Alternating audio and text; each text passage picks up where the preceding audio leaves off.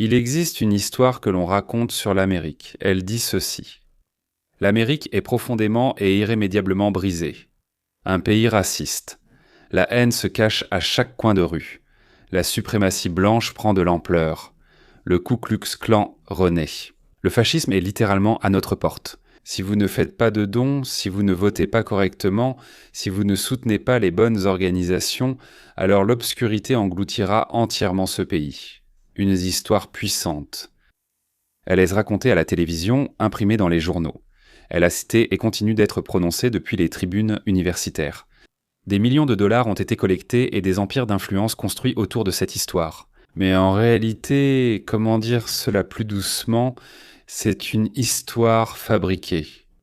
C'est-à-dire, ce n'est pas tout à fait vrai. Et maintenant, le grand jury fédéral a conclu que le parquet disposait de suffisamment de motifs, de preuves, d'activités criminelles pour engager des poursuites contre ce centre juridique du Sud pour la défense des pauvres. Je vais vous expliquer ce qu'est ce centre et pourquoi c'est une époque importante dans notre vie américaine. Encore une histoire remarquable sur la façon dont l'Iran a attaqué 3 navires dans le golfe Persique. Les navires étaient, bien sûr, des navires marchands. Eh bien, évidemment, on ne va pas attaquer des navires de guerre, n'est-ce pas? Et 2 d'entre eux ont été remorqués vers des ports iraniens. Peut-être a-t-il donné l'ordre, je ne sais pas, mais il ne les a pas tirés, il a juste ordonné d'une façon ou d'une autre.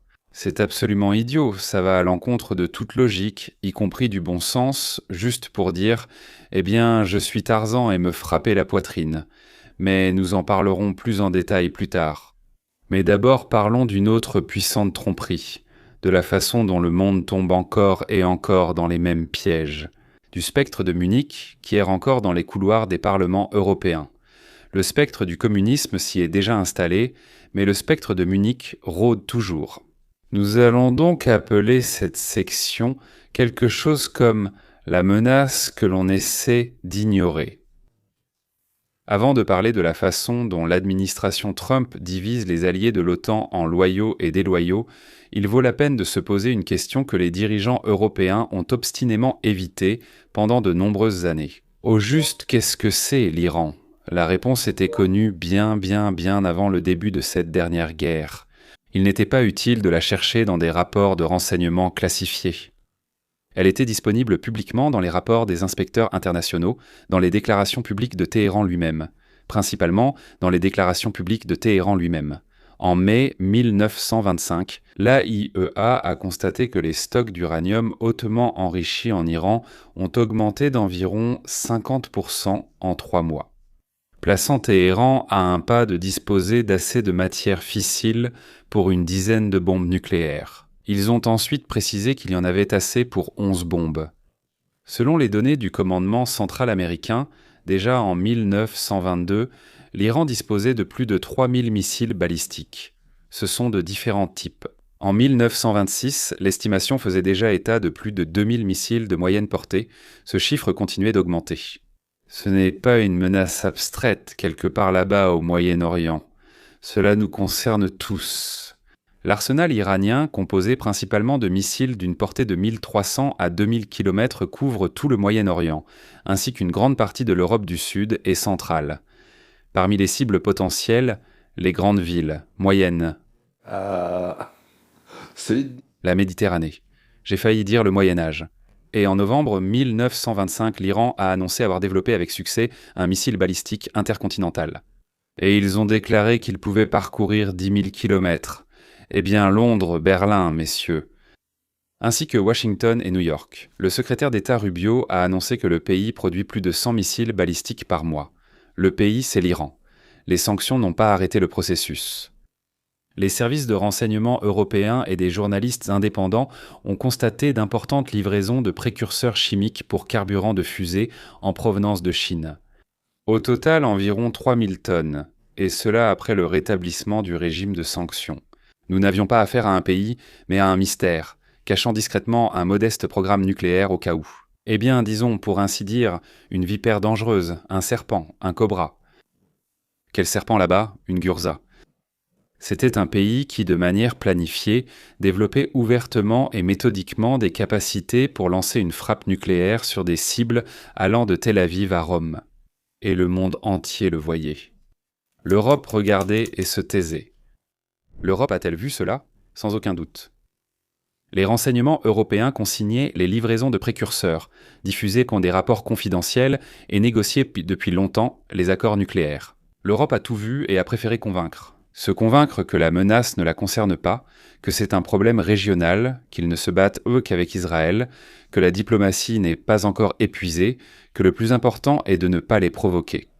Eh bien, comme avec Hitler, puis comme avec la Corée du Nord. Lorsque, en février 2026, les États-Unis et Israël ont lancé une opération conjointe contre les installations nucléaires et l'infrastructure de missiles, la réaction de l'Europe occidentale n'a pas seulement été prévisible, elle s'est révélée historiquement familière à en donner le frisson. Le ministre allemand de la Défense a exprimé l'état d'esprit général de l'Europe de façon extrêmement concise. Ce n'est pas notre guerre. Nous ne l'avons pas commencée. Eh bien, nous savons que vous ne l'avez pas commencée, mesdames et messieurs. La phrase est belle, très commode, mais c'est exactement cette phrase, mot pour mot, avec la même intonation, que les dirigeants européens prononçaient en 1936, quand Hitler a fait entrer ses troupes dans la zone rhénane, violant grossièrement le traité de Versailles, en 1938, lorsqu'il a annexé l'Autriche. Et à la veille de Munich, lorsque Chamberlain est monté dans un avion, est revenu à Londres avec une feuille de papier et a prononcé des mots qui sont entrés dans l'histoire comme un symbole d'auto-illusion catastrophique. La paix. La paix en notre temps. La paix, anatomie de l'auto-illusion. La paix, la paix. Le parallèle avec l'époque de l'apaisement, appeasement comme on l'appelle en anglais, n'est pas une simple rhétorique décorative, c'est structurel. C'est le même mécanisme psychologique et politique, reproduit avec une précision étonnante. Dans les années 1930, l'Europe disposait de toutes les informations.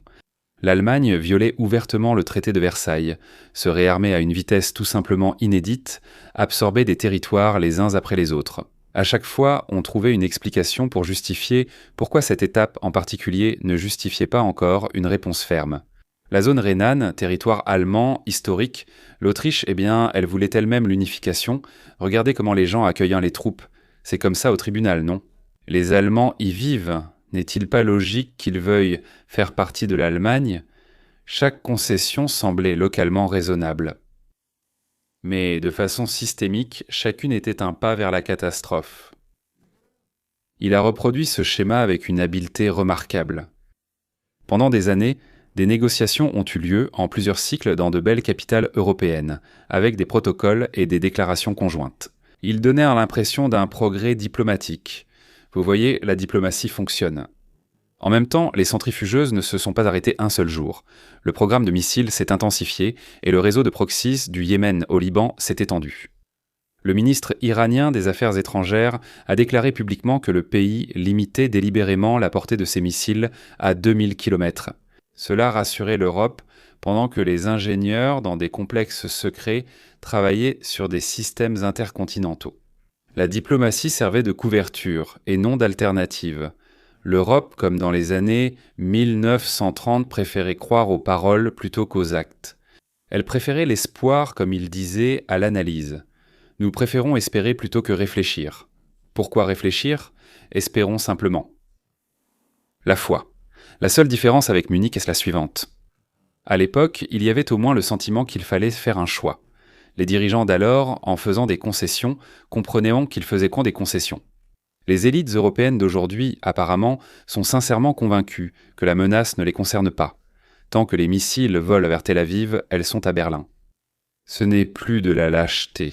C'est, disons, une déconnexion de la réalité. Ce sont les mots les plus doux qui me viennent à l'esprit. Le pacifisme comme un luxe. Pour comprendre pourquoi l'Europe s'est retrouvée à nouveau dans le même piège, il faut comprendre son histoire, non pas en la jugeant, mais en l'analysant. Cette même Europe que cache Epra qui aujourd'hui refuse d'envoyer des frégates au détroit d'Ormuz, possédait il y a 100 ans la majeure partie de la planète.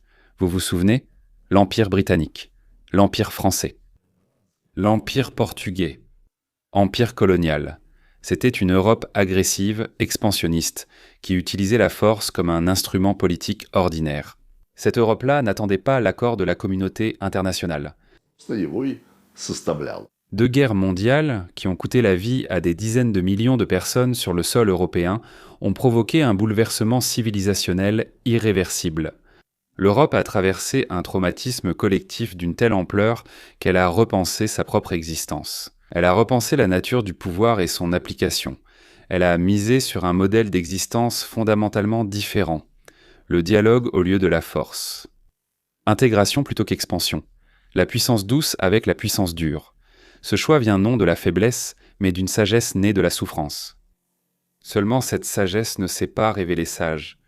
Cette sagesse a offert à l'Europe 70 ans de paix, à l'intérieur de ses propres frontières. C'est un résultat sans précédent pour un continent qui a été déchiré par des guerres pendant des siècles. Mais ce modèle a un problème. Beaucoup de problèmes existent, mais un domine tous les autres. Ce modèle ne fonctionne que dans un monde où tous les autres acteurs sont soit des anges de Dieu, soit ont accepté de jouer selon les mêmes règles, ce qui revient au même. Quand un régime entre en scène et agit selon la logique de la vieille Europe, la logique de la force, de l'expansion, du messianisme idéologique, le pacifisme européen cesse d'être une vertu et devient une stupidité. Une stupidité totale, cauchemardesque, une idiotie. L'Iran avec sa doctrine d'exportation de la révolution islamique, avec une rhétorique sur la destruction d'Israël, avec un vaste réseau de groupes armés supplétifs. C'est exactement ce genre d'acteur. Il agit ainsi, comme l'Europe elle-même agissait à l'époque de son apogée impérial, brutalement, idéologiquement, sans se soucier des normes ou des pertes des autres. La tragédie, c'est que l'Europe le sait. Elle préfère simplement ne pas regarder en face ce qu'elle sait. Trempe l'OTAN et le prix de la position. C'est dans ce contexte qu'un conflit aigu éclate entre Washington et ses alliés européens. L'administration Trump envisage une redistribution des contingents américains au sein de l'OTAN, selon la façon dont tel ou tel pays membre s'est comporté pendant la campagne iranienne. Il est prévu de retirer les troupes des États que l'Amérique considère comme déloyaux et de les redéployer là où les actions américaines ont reçu du soutien. Dans son diagnostic, Trump a peu de chances de se tromper. La menace iranienne était réelle, et ceux qui font semblant de ne pas la remarquer portent une part de responsabilité dans le fait qu'elle ait pris une telle ampleur aujourd'hui. Mais sa méthode de traitement sape justement l'outil qui fait de la sécurité collective non pas une simple déclaration, mais une réalité. L'OTAN n'est pas une coalition d'intérêts rassemblée à nouveau pour chaque conflit particulier. C'est un système d'engagement mutuel, dont la valeur réside précisément dans son caractère inconditionnel. L'article 5 ne fonctionne que lorsque chaque membre de l'Alliance sait qu'il s'appliquera aussi à lui. Peu importe si sa position d'hier était confortable ou non. Dès que l'Alliance devient un mécanisme de récompense pour la loyauté et de punition pour la dissidence, elle cesse d'être une alliance. Et c'est un problème stratégique. Et cela concerne aussi les États-Unis d'Amérique. Je ne parle pas maintenant de ce qu'il faut faire ou non. Très probablement, l'OTAN a déjà dépassé sa durée de vie, et il faut organiser quelque chose de différent. Je parle des conséquences auxquelles cela mène. Pendant ce temps, la Russie ne fait que tirer profit de tout cela. La flambée mondiale des prix du pétrole remplit son budget. Ce n'est pas pour très longtemps, mais tout de même. La guerre au Moyen-Orient détourne l'attention de l'Occident de l'Ukraine. La division entre Washington et Bruxelles plaît à Moscou. Un cadeau pour Moscou, qu'elle a reçu. Eh bien, je dirais même qu'elle n'a pas eu à donner grand-chose pour cela. La leçon de Munich n'est pas qu'il faut toujours et partout faire la guerre. Elle est que le prix de l'inaction s'avère incomparablement plus élevé que celui d'une action opportune. Les pays qui, dans les années 1930, disaient que ce n'était pas leur guerre, l'ont trouvé chez eux. Mais cette fois, ils ont dû y faire face dans des conditions bien plus complexes et coûteuses. La répétition de cette histoire dépendra de la capacité de l'Europe à se souvenir de son expérience avant qu'elle ne se reproduise. Et maintenant, revenons à notre histoire sur les ennemis fabriqués de toutes pièces, ce qui se déroulait non pas au Moyen-Orient, mais en plein cœur de l'Amérique. Qui et pourquoi ? La réponse à cette question est simple et stupéfiante. Célèbre dans tout le pays, encensé par les médias, choyé par les politiciens des deux partis, d'ailleurs le Centre juridique du Sud pour la défense des pauvres. Fondée en 1971 avec une noble mission d'ailleurs, utiliser la loi pour lutter contre l'injustice raciale dans le Sud profond. Au cours de ses premières années d'existence, le Centre-Sud a vraiment fait la différence. Il a poursuivi le Ku Klux Klan devant les tribunaux et a gagné. Il obtenait des jugements qui mettaient en faillite les structures suprémacistes blanches les plus violentes. Ses fondateurs risquaient leur vie. Ils étaient menacés par des assassins. Bien que leur siège principal ait été incendié, ils ont poursuivi leur travail. C'était de l'héroïsme. Et cela mérite d'être rappelé séparément de ce que l'organisation est devenue par la suite. Vers 1990, dans les années 90, je ne peux pas dire exactement quand, mais voilà, les années 90, quelque chose a changé. L'organisation a accumulé énormément d'argent, des centaines de millions de dollars, des dons de gens de tout le pays, de citoyens honnêtes et inquiets, convaincus qu'ils financent un combat de première ligne contre le racisme, qui, quelque part là-bas, au fin fond du Sud, reste encore effrayant et cauchemardesque. Le centre du Sud est devenu une véritable machine professionnelle de collecte de dons, et toute machine de ce genre n'a besoin que d'un seul produit. Ce produit, c'était ça la peur de l'Amérique raciste, la peur du Ku Klux Klan, qui se cacherait à chaque coin de rue, la peur du fascisme, qui s'est tapi dans le quartier voisin. Et voilà que son ombre plane déjà au-dessus de nous. Et tant que cette peur se vendait, la machine fonctionnait. L'argent affluait. L'influence grandissait. La fête continuait. Et pendant ce temps, le pays, et grâce aux efforts du centre aussi, lentement, pas facilement mais sûrement, le pays prenait une autre direction. Que se passait-il réellement ? En 2000 et en 2010, le racisme organisé et manifeste aux États-Unis était en train de mourir. Il n'était pas mort. La nature humaine est telle que les préjugés ne disparaissent pas selon un calendrier. L'histoire laisse des ombres qui vivent très longtemps.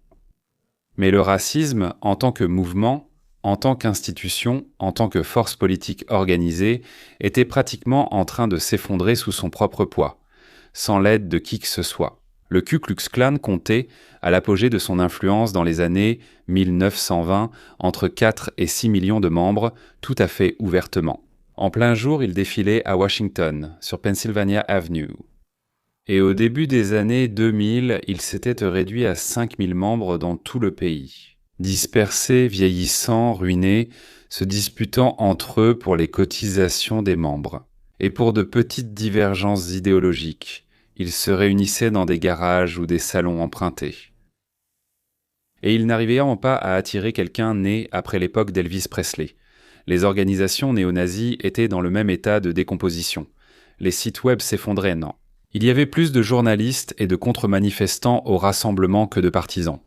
Les leaders étaient arrêtés. Et ils partaient tout simplement, ne supportant ni l'absurdité ni la misère.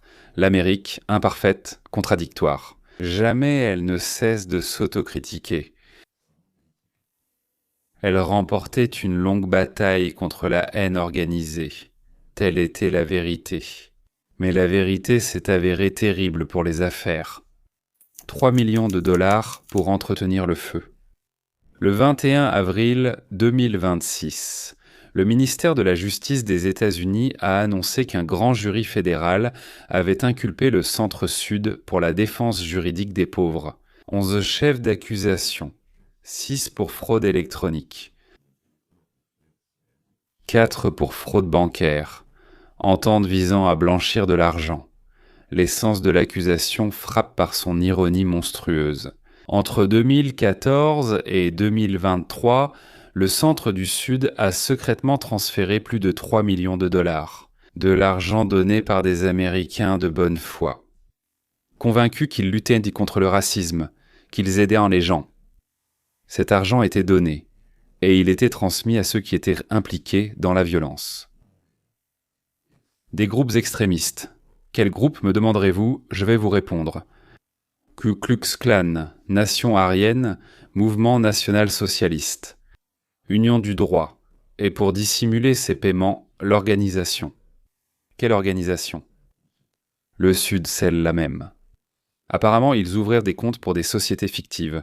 Fox Photographie. Rare Books Warehouse. Des structures fictives avec des noms inventés. Leur seul but était de dissimuler où allait réellement l'argent des dons. Mais où allait-il? Selon l'acte d'accusation, pour entretenir ce même feu que l'organisation jurait d'éteindre, Stekolchik et le garçon. L'organisation la plus connue en Amérique, pour révéler et exposer les groupes haineux, celle-là même qui envoyait des lettres avec des photos du clan, des rassemblements du clan, avec des demandes de dons. Elle publiait des cartes de la haine, avec des points dangereux dans chaque État. Elle apparaissait sur toutes les grandes chaînes de télévision, avec un avertissement sur la montée cauchemardesque d'une nouvelle vague de nationalisme blanc. Elle payait des gens. Sur ces photos, elle finançait les mêmes groupes, les groupes qu'elle représentait. Ensuite, sur ces cartes, le monstre était réel, pas aussi puissant et fort que le centre essayait de le présenter, mais l'essentiel, c'est que ce centre du Sud précisément. Il aidait à le nourrir. Il semble bien que sans le centre du Sud, tous ces monstres, eh bien, la plupart d'entre eux, ils auraient cessé d'exister depuis longtemps. Ce qui signifie que les dons au centre du Sud auraient également pris fin. Vous vous souvenez du court-métrage de Charlie Chaplin, Le Kid? Le gamin court devant et casse les vitres. Le vitrier le suit et propose de les réparer. Une coïncidence inattendue. À peine le fracas de la vitre brisée s'était-il fait entendre que celui qui peut tout réparer est déjà là. Au cinéma, c'est drôle. Dans la vie, quand il s'agit du destin d'un pays, de la confiance entre les gens, de la véritable haine, qu'on attise délibérément, par appât du gain, ce n'est pas drôle. Pas du tout. Le mécanisme fonctionnait de manière simple et cynique. Quand les dons diminuaient, quand la menace réelle diminuait, la machine trouvait un moyen de se nourrir elle-même, de payer les gens à l'intérieur des groupes, soutenir leur existence, organiser des événements, faire fuiter des informations aux journalistes, lancer une campagne de collecte de fonds, déposer les chèques à la banque. Une partie dans la poche, répéter en boucle, un mécanisme autosuffisant de peur fabriquée, qui a fonctionné pendant des décennies, payé par des millions d'Américains. Qui n'en avait aucune idée, et en parallèle cela divisait le pays en deux, semant une méfiance mutuelle entre les gens, qui n'aurait pas surgi d'elle-même. L'accusation. L'acte d'accusation. Ce n'est pas un scandale isolé, c'est l'exemple le plus clair et le mieux documenté juridiquement. Des tendances qui se sont développées au fil des années. Toute une industrie avait besoin que le problème qu'elle prétend résoudre ne disparaisse jamais, ne serait jamais résolu. Pas parce que toutes ces personnes sont des méchants, beaucoup d'entre eux y croyant sincèrement, et croient en leur mission, mais les institutions obéissent aux lois de la survie, comme tout organisme, et la survie de l'industrie antiraciste. Des fondations, des organisations à but non lucratif, des consultants, des départements universitaires, des projets médiatiques. Ils dépendent d'une condition indispensable. L'ennemi ne doit pas disparaître. Ils font tout leur possible pour que l'ennemi ne disparaisse pas, parce que si l'ennemi disparaît, le financement disparaîtra aussi. Et la pertinence, et les honoraires pour les interventions, et les subventions, et les contrats d'édition, et les dons. Ceux qui signent les chèques le font par un désir sincère de rendre le monde meilleur. C'est pourquoi il faut toujours trouver un ennemi. Renforcer. Renommer les modérés en extrémistes, amplifier les incidents isolés, jusqu'à des crises systémiques, et apparemment, dans le cas du centre-sud. Monter une histoire de crachat sur une tombe. Il y a quelque chose dans cette histoire. C'est particulièrement douloureux pour chacun. Pour ceux qui tiennent à l'héritage authentique des droits civiques en Amérique, Martin Luther King Jr. a donné sa vie, en luttant contre une véritable oppression. Il a vu de vraies lances à incendie, de vrais chiens policiers, de vraies prisons, de vrais meurtriers. Il n'avait pas besoin de fabriquer un ennemi. L'ennemi était officiel, évident. Sanctionné par l'État, inscrit dans les lois, et King l'a vaincu non pas parce qu'il a exagéré les menaces, mais parce qu'il était honnête. Il l'appelait par son nom. Le centre du Sud a choisi l'emplacement de son siège, à quelques pâtés de maison de l'église où King prêchait. C'était une déclaration délibérée, Nous sommes les héritiers de cette cause, nous portons ce flambeau, mais obtenir l'autorité morale, gagner dans le sang, et l'utiliser pour des fraudes qui maintenaient l'organisation russe, sous assistance respiratoire.